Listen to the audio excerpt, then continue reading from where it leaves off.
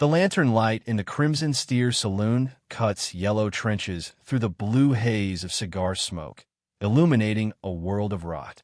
Rot in the floorboards, slick with spilled whiskey and years of grime. Rot in the teeth of the men, hunched over their cards, their laughter as brittle as dry leaves.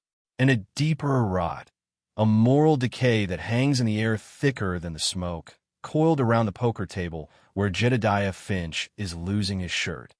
Elias Thorne watches from the bar, a single glass of rye untouched before him. He's a loner by nature and by tragedy, his ranch a solitary kingdom of dust and memory nestled deep in the canyons. He only comes to the border town of perdition for supplies, and he never stays longer than he has to. Tonight, he's waiting for the farrier to finish with his mare, and the waiting is a special kind of torment. The noise of the saloon feels like a physical assault on his quiet grief. But it's not the noise that holds him captive. It's the boy. He stands behind Finch's chair, still as a stone carving. He can't be more than 12, maybe 13. His hair is a river of black silk falling over his shoulders, his skin the color of rich earth. He wears buckskin leggings and a simple tunic, but there's nothing simple about the boy. In his dark eyes is a pride so fierce and ancient it makes the entire saloon look cheap and temporary. He is Apache, and here, in this place, that makes him less than a dog. An object. Finch, a corpulent land speculator with a face like a slab of raw bacon, has been parading the boy around for a week.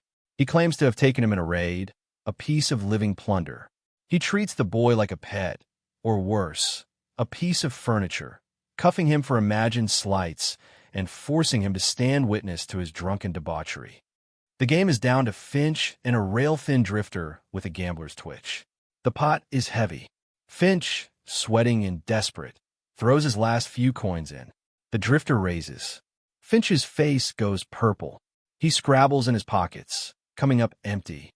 "That's all you got, Jed?" The drifter sneers. Finch's piggy eyes dart around the room, landing on the boy. A vile idea dawns on his face. No, it ain't." He grabs the boy's arm, yanking him forward. The boy doesn't flinch, doesn't make a sound. His dignity is a shield Elias can almost see. "I'll put this savage up. He's worth $100 of any man's money. Good for work. Strong." A hush falls over the saloon. Even for perdition, this is a new low. Men trade human chattel, of course, but usually in back rooms, not laid bare on a poker table like a stack of chips. The drifter licks his lips, his eyes gleaming with a nasty light. "I'll take that bet." Elias feels something inside him snap. It's the memory of another boy, his own son, his laughter silenced by fever 3 winters ago. It's the sight of his wife's grave next to his son's on the hill overlooking his empty house. It's the quiet vow he made to whatever god might be listening that he would never again stand by and watch innocence be devoured by ugliness. He pushes away from the bar, his boots heavy on the floorboards. Every eye turns to him. Elias Thorne never gets involved. "I'm in," he says, his voice rough from disuse.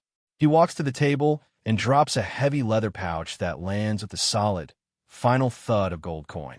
It's more than enough to cover the drifter's bet and Finch's obscene wager. It's nearly everything he has. Finch and the drifter stare, mouths agape. "You want in, Thorne?" Finch sputters. "Deal him." The cards are dealt. The air is so thick Elias can barely breathe. He looks at his hand. A pair of kings. Not great, but not worthless. He looks at the boy, who is looking right at him. There is no plea in the boy's eyes, only a terrifying, assessing calm. It's the look of a trapped hawk, deciding if the hand reaching for it means rescue or death. Elias knows, with a certainty that chills him to the bone, that this is the most important hand he will ever play. With 3 words, "I call your bet," his life and the boy's are irrevocably changed. He had just won an Apache boy in a poker game, and he had the sickening feeling he had just lost everything else. The drifter slammed his cards down. 2 pair, jacks and 8s. A sneer of victory twisted his lips. Finch, sweating profusely, revealed a pathetic pair of 3s. All eyes turned to Elias. He slowly, deliberately, laid his cards on the table. 3 of a kind. Queens. He'd drawn the third one on the final card. A miracle of bad fortune. Silence. Then Finch let out a strangled laugh. Well, I'll be. The hermit wins. He's all yours, Thorn. Good luck with him. Bites, he does. Elias ignored him. He scooped his winnings into his pouch, leaving the gold that had bought the boy on the table. He didn't want to touch it. He looked at the boy, who hadn't moved, whose expression hadn't flickered. Come on, Elias said, his voice softer than he intended. He turned and walked toward the door. He didn't look back to see if the boy was following. He just knew he would be. The swing doors of the saloon creaked open and shut behind them, leaving the smoke and the greed behind and delivering them to the cold, clear indifference of the desert night. The farrier was waiting with Elias's mare, Gray, and the pack mule. The man's eyes widened at the sight of the Apache boy standing silently at Elias's side. He opened his mouth, then thought better of it, simply taking his payment and scurrying back into the forge's warmth. The ride back to the ranch was a long, silent procession under a canopy of stars so bright they seemed to hum. Elias rode Gray, the mule trailing behind. The boy walked. Elias had offered him the mule, but the boy had just stared at him with those unreadable eyes and shaken his head once, a barely perceptible motion. So they traveled in silence. The only sounds the plodding of hooves, the crunch of boots on gravel, and the vast, whispering emptiness of the high desert. Elias felt the boy's presence behind him like a brand on his back. What in God's name had he done? He was a rancher, not a savior. His life was a carefully constructed fortress of solitude, built to keep the pain of the past at bay. He worked from sunup to sundown, fell into his cot exhausted, and rose to do it again. There was no room for this, for a boy who looked at him like he was a ghost. His ranch was nestled in a small, defensible valley, a pocket of stubborn green in a world of red rock and sagebrush. A creek, fed by a mountain spring, kept his small herd of cattle watered and his patch of land alive. The house was a simple, sturdy cabin he'd built with his own hands for a life that no longer existed. It was a place of ghosts. He wondered if he'd just brought another one home. As they rode into the yard, the cabin stood dark and unwelcoming. Elias dismounted, his joints aching. The boy stopped a few paces away, surveying the place. His gaze lingered on the 2 small, fenced-off mounds on the hill overlooking the cabin. Even in the moonlight, the simple wooden crosses were starkly visible. The boy's eyes flickered back to Elias, and for the first time, Elias thought he saw something other than defiance in them. A flicker of understanding. Inside, Elias lit a lantern. The single room was sparse but clean. A stone hearth, a rough-hewn table with 2 chairs, a cot in one corner, and a small sleeping loft above. The air was cool and smelled of pine wood and old sorrow. You can have the loft, Elias said, gesturing with his head. The boy said nothing. Are you hungry? Elias moved to the dry sink, where a loaf of bread and some jerky sat wrapped in cloth. Again silence. The boy's eyes scanned every corner of the room, cataloging everything. The rifle mounted over the door, the worn saddlebags slung over a chair, the small, faded tintype photo of a smiling woman and a small boy on the mantelpiece. When his gaze fell on the photo, it stayed there for a long moment. Elias felt a pang of his old, familiar grief. My wife, Sarah, and our son, Thomas. The boy's eyes shifted back to him, black and deep as a well. He gave a slight, almost imperceptible nod. It wasn't sympathy.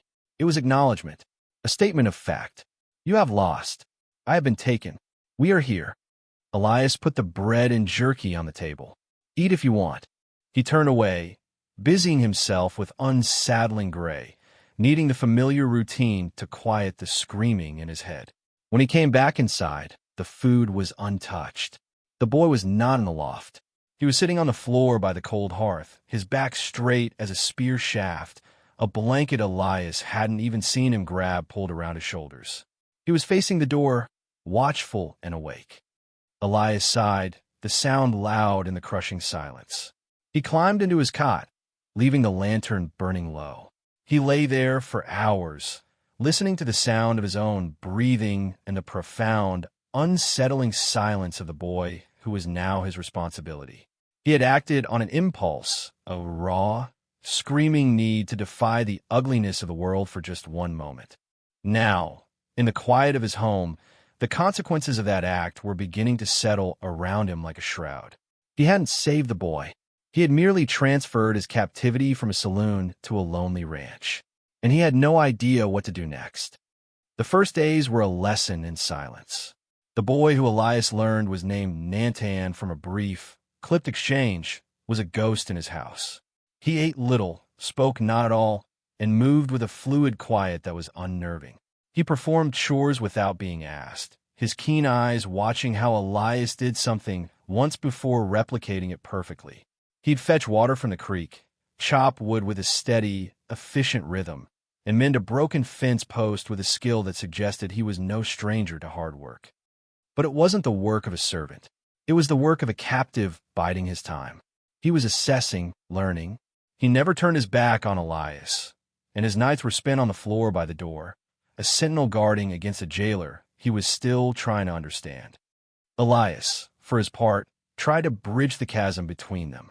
He spoke to the boy in quiet, simple terms, explaining the tasks of the ranch, pointing out the hawk that circled their valley, naming the constellations that wheeled overhead in the night sky. He expected no reply and received none. He was talking to himself. He knew, but he was also talking for the boy, trying to fill the silence with something other than suspicion and fear. The turning point came a week after the poker game, in an instant of sun-drenched violence. Elias was clearing stones from the small plot where Sarah had once grown vegetables, his back aching, his mind adrift. Nantan was nearby, stacking the cleared stones into a neat wall. Suddenly, a dry, buzzing rattle echoed from the rocks near Elias's feet. He froze. Coiled in the shade of a large stone was a diamondback, thick as his wrist, its head raised, its tail a blur of angry warning. It was less than 2 feet from his leg. Elias's hand went instinctively to the pistol at his hip. His heart hammered against his ribs. He had a deep, primal fear of snakes. He started to draw the weapon. No. The word was quiet, but it cut through the air with the force of a command. Elias looked up. Nantan was standing there, his face taut with focus. He held a long, forked stick he must have picked from a creek bed. "It is only afraid," Nantan said, his voice a low rasp, the most he had spoken since they'd met. Before Elias could argue, the boy moved. He wasn't fast, but he was deliberate, his movements economical and devoid of fear. He extended the forked stick, pinning the snake's head gently but firmly to the ground. The rattling intensified to a furious pitch. With his other hand, Nantan smoothly scooped up the snake's thick body from behind, holding it well away from himself. The creature writhed, its powerful muscles twisting, but Nantan's grip was sure. He walked calmly to the edge of the clearing and released the snake into the thick sagebrush. It vanished instantly. Nantan turned back, his face impassive, and dropped the stick. He looked at Elias, who still stood frozen, his hand on his gun. "It protects its home," Nantan said simply. "As you protect yours." He glanced toward the 2 graves on the hill. Then he turned and went back to stacking stones as if nothing had happened. Elias slowly lowered his hand, his heart still pounding. He looked at the brush where the snake had disappeared, then at the boy's straight back. In that single, breathtaking moment, something shifted inside him. This was not a helpless child. This was not a piece of property. This was a person with a different kind of strength, a different understanding of the world. He had just been protected by the boy he thought he was protecting. The silence that fell between them after that was different. It was no longer empty. It was filled with a new, unspoken respect. The rhythm of their life found its groove. It was a partnership forged in shared labor and mutual observation. Elias taught Nantan how to brand a calf, how to read the clouds for signs of rain. In return, Nantan taught Elias without ever intending to. He showed him which plants had roots that could be chewed to soothe a headache, how to track a deer by signs Elias had never noticed, how to move through the wilderness without leaving a trace. He was a child of this land in a way Elias, for all his years here, would never be. One afternoon, Elias found Nantan standing before the two graves on the hill. He stood for a long time, looking at the simple crosses. Elias watched from the cabin porch, a familiar ache in his chest. The next morning, when Elias went to the graves to clear some weeds, he found a single, perfect eagle feather stuck into the earth at the base of his son's cross. It was a gift of immense value, a symbol of honor and spirit. He left it there, a silent thank you caught in his throat. The tentative peace of their valley was shattered by the arrival of Jedediah Finch. He rode in one day, drunk and belligerent, two hired thugs flanking him. "Thorn," he bellowed, his voice echoing off the canyon walls. "I've come for my property." Elias stepped out onto the porch, his shotgun held loosely in his hands. Nantan, who had been watering the horses, immediately moved to stand behind him, just inside the doorway. "He's not your property, Finch," Elias said, his voice dangerously level. "You lost.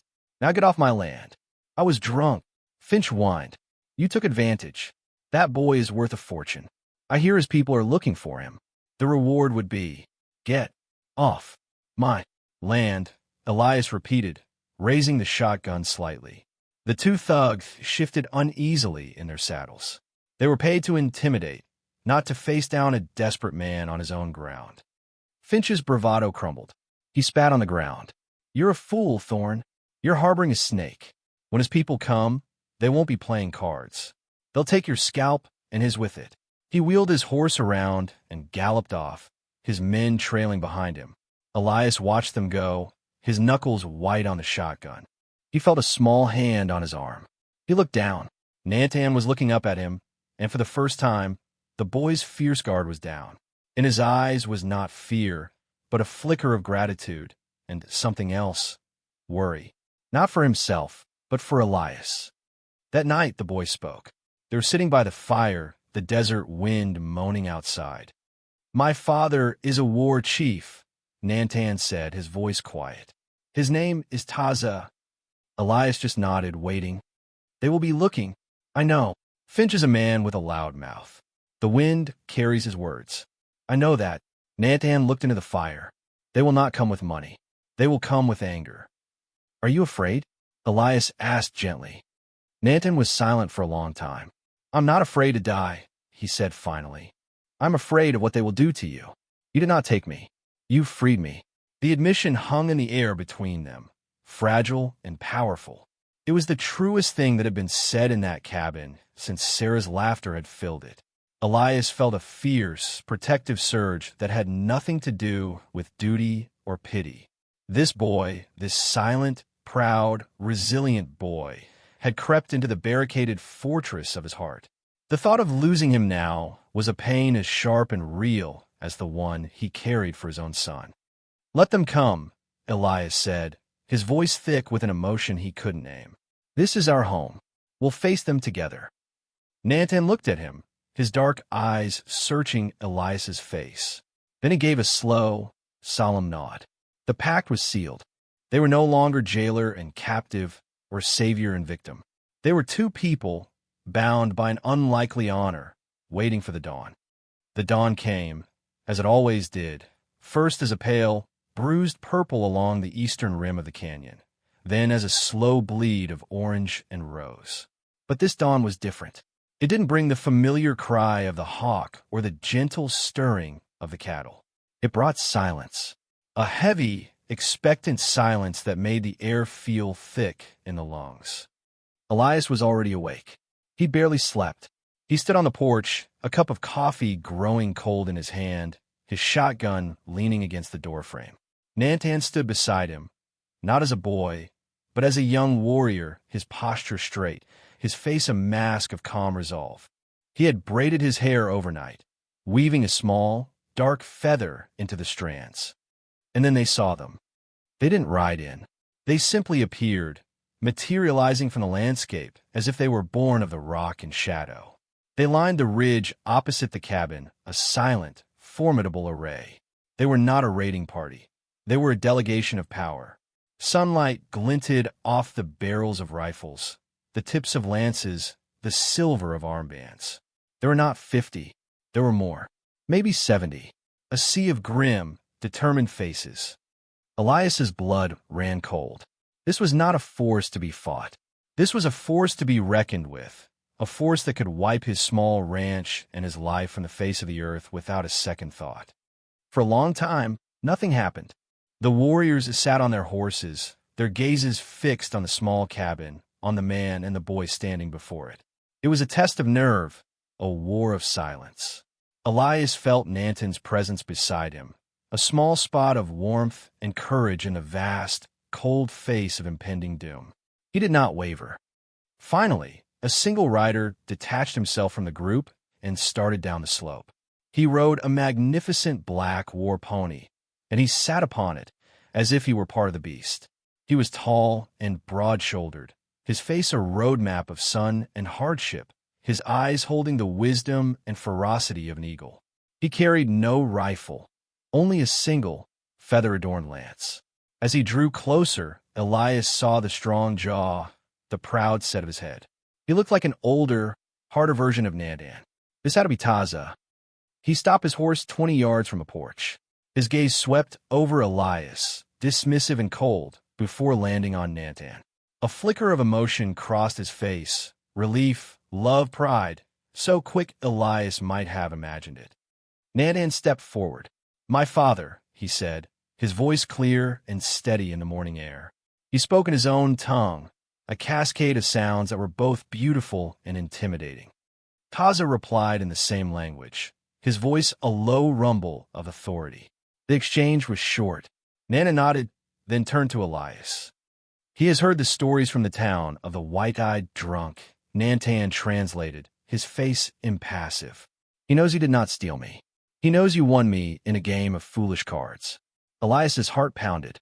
"Then he knows I mean you no harm." "It is not about harm," Nantan said, his eyes grave. "It is about honor. My father is shamed that his son was a wager in a white man's game. The honor of our people must be satisfied. He does not wish to take your life. He wishes to take back his son's honor." Nantan paused, taking a breath. "He has come for a rematch." A rematch. The word was so absurd, so out of place in this deadly theater, that Elias almost laughed. A rematch? Another game of cards? "No," Nantan said, a deadly seriousness in his tone. "A game of worth. He will test you, to see if the man who holds his son is a man of substance, or just a lucky gambler. If you win, you prove your honor is equal to his. If you lose..." Nantan didn't finish the sentence. He didn't have to. Taza dismounted, his movements fluid and powerful. He walked forward, planting the butt of his lance into the hard-packed earth of the yard. The challenge was made. "Tell him I accept," Elias said, his voice hoarse. He set his coffee cup down and picked up his shotgun, not as a threat, but to set it aside, leaning it against the cabin wall. He would face this with empty hands. The first test was one of skill. Taza pointed with his chin toward a tall, slender yucca plant growing on the far side of the creek, a good 80 yards away. On its highest stalk, a single white blossom bobbed in the breeze. Taza unslung a bough from his back, knocked an arrow, and with a motion too fast to follow, let it fly.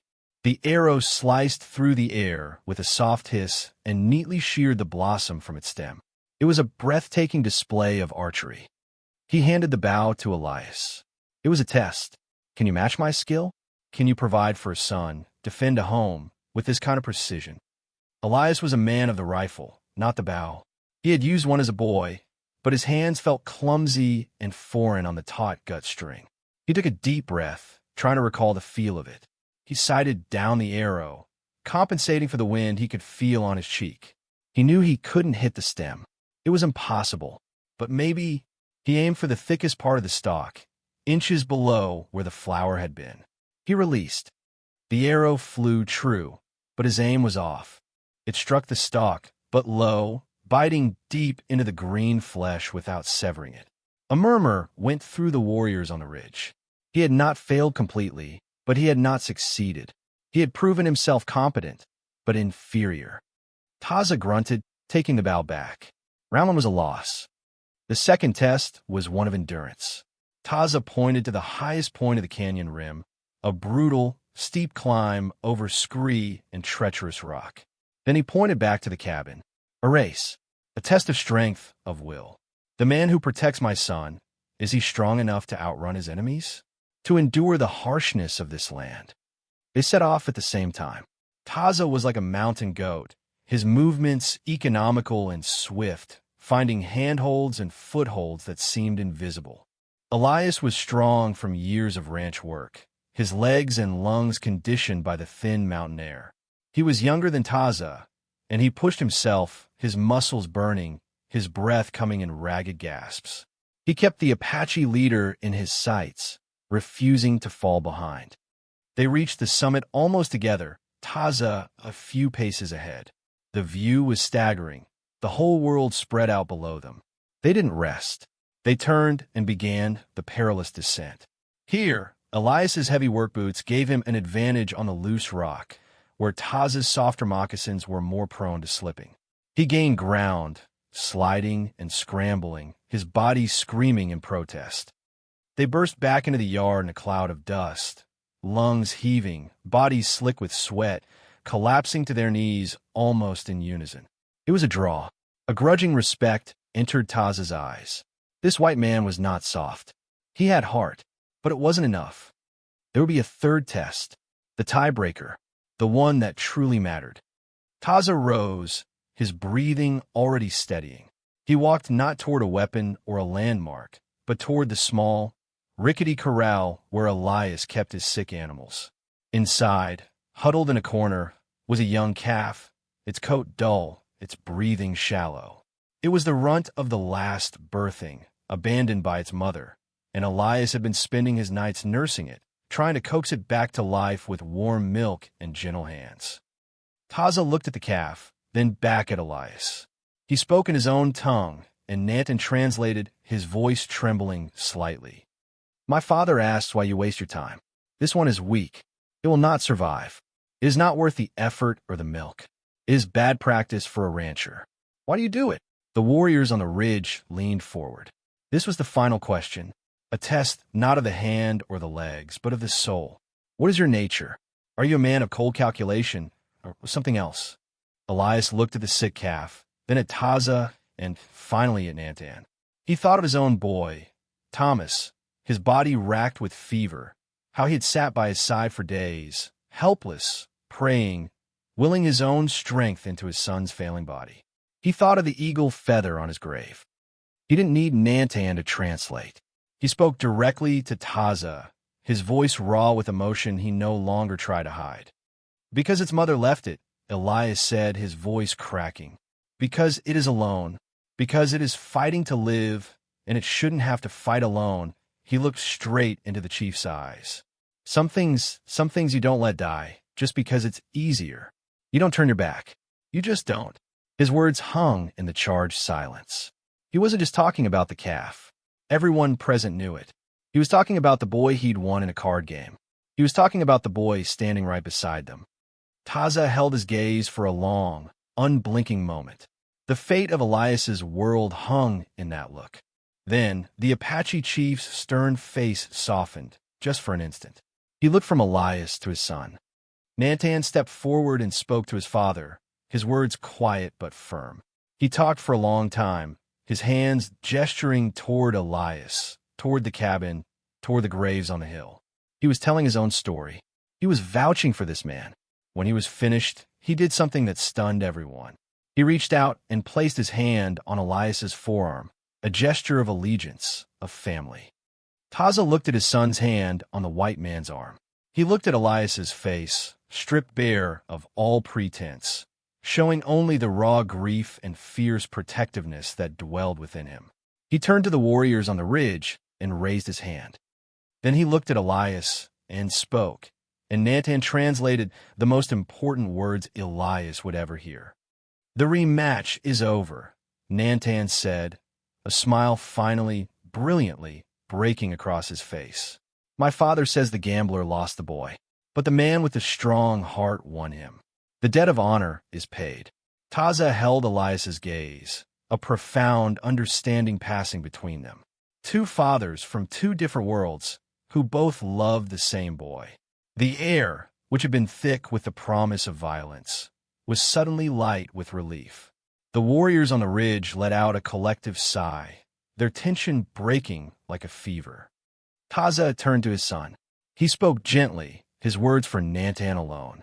The choice was now his. He could return to his people, to the life he was born to, or he could stay. It was a moment of perfect, terrifying freedom. Nantan looked at his father, the great chief, and the formidable warriors who were his family, his world. He saw the open arms of his people waiting for him. Then he turned and looked at Elias, at the lonely cabin, at the two lonely graves on the hill. He saw a man who had been hollowed out by grief, but had found room in that empty space for a boy who wasn't his. A man who had risked everything for him, not for profit, but for honor. He walked back to his father and spoke respectfully. Then he walked back to Elias and stood beside him, turning to face Taza. Nantan's voice was clear as he translated his own decision. I have told my father that a son belongs with his people, but I have also told him that a man does not abandon his partner when the work is not yet finished. He looked up at Elias, his eyes shining with a deep and abiding loyalty. I will stay until the weak calf is strong, until your heart is not so heavy. Taza listened, and a slow, proud smile spread across his face. He nodded his acceptance. His son had made a choice not a captive, but of a chief, a choice that honored both his worlds. He gave Elias one last, long look, a look of peace, of alliance, then mounted his war pony. With a single, silent command, he led his warriors back up the ridge. They didn't vanish this time. They rode away slowly, a magnificent procession of power and pride, their backs straight, their honor satisfied. They melted back into the landscape, leaving nothing behind but stirred dust and the promise of a new kind of peace. Elias and Nantan stood on the porch, watching them go until they were just specks on the horizon. The sun was fully up now, bathing the small valley in a warm, golden light. The world felt quiet, reborn. The air no longer held the scent of fear, but of sagebrush and damp earth and the promise of the day's work. Elias looked down at the boy, the young man beside him. The chasm between them was gone, filled in with respect, courage, and a bond forged in the crucible of a father's challenge. The cabin behind them no longer felt like a monument to grief. It felt like a home. Well, Elias said, his voice thick, I suppose that calf isn't going to feed itself. Nantan looked up at him, a rare, genuine grin spreading across his face. No, he agreed. It is not. Together, they turned from the empty ridge and walked back toward the cabin, two solitary figures who had found in each other an unexpected family. They moved not as a rancher and a boy he had one, but as partners, ready to face the day and all the days to come. He made a compassionate choice that changed lives.